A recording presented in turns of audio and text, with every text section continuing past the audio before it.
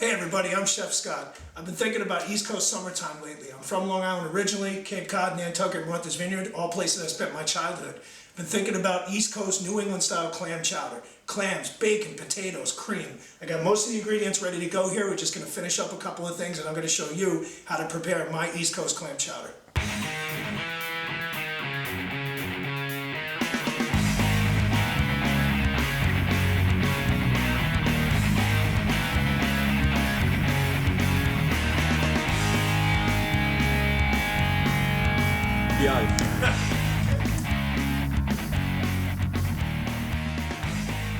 There's a million different kinds of chowders out there, and it can really be whatever you want. It can be corn, crab, scallop, shrimp.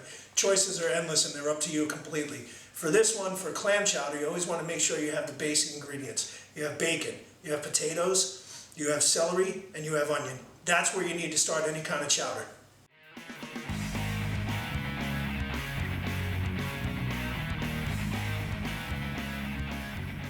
So for this particular clam chowder, we have our celery, we have parsley, onions, chives, fresh thyme, garlic, bacon, plenty of bacon, potatoes, and of course the star of the show would be the clams. We're using little neck clams for this one. This is again an East Coast clam, a lot of flavor, very tender. Make sure your seafood source is reliable and make sure you soak the clams and rinse them a few times to get all the sand off of them.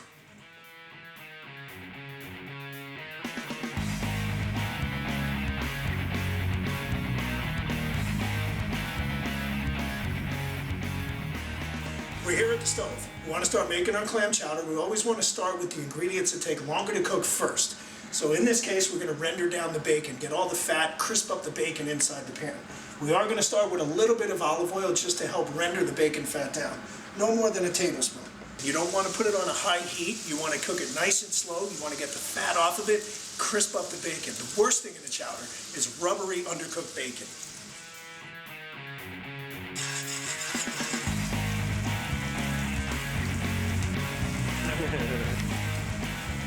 The water and the onions and the celery will stop the cooking process of the bacon and naturally soften the celery and the onions through the cooking process. Always remember with your vegetables, we're sweating the vegetables. We want to get the natural flavor and the natural color out of them. If you brown the vegetables or caramelize the vegetables, it'll make the soup a little bit sweeter. Also the end result when you add the cream, a little bit off color. It won't be bright white. It'll have a little bit of a dark hint to it because of the browning of the vegetables.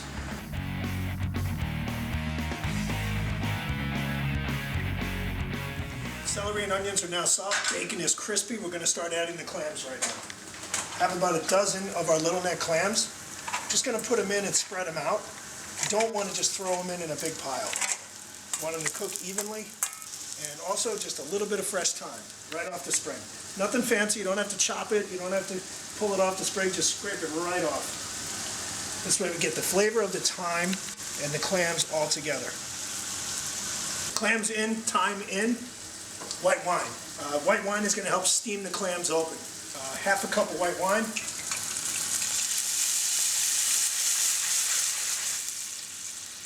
Okay. And we have to cover it. Cover it for just 3 to 4 minutes. You want the clams to steam under pressure so they open nice and wide and you get all of the nice brine out of the clams, which is the clam juice, which is the flavoring of the chowder. Clams are steamed wide open. You can see they're nice and they're completely open, not partially open. If for any reason the clam is not open, don't eat it. From here, we're going to finish with 2 tablespoons of diced potatoes. Potatoes have been diced and already cooked. We also have some cream.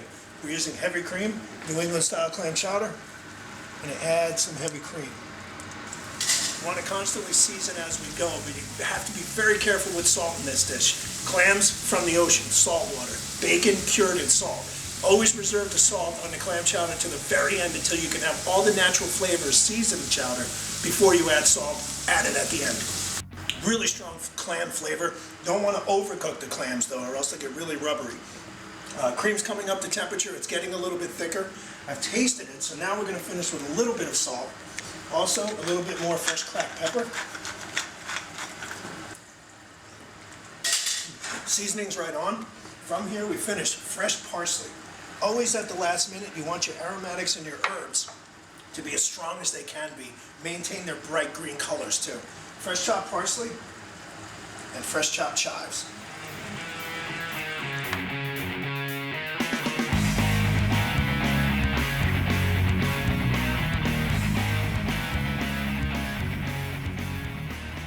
This is my East Coast summertime New England clam chowder. Little neck clams, bacon, potatoes, cream.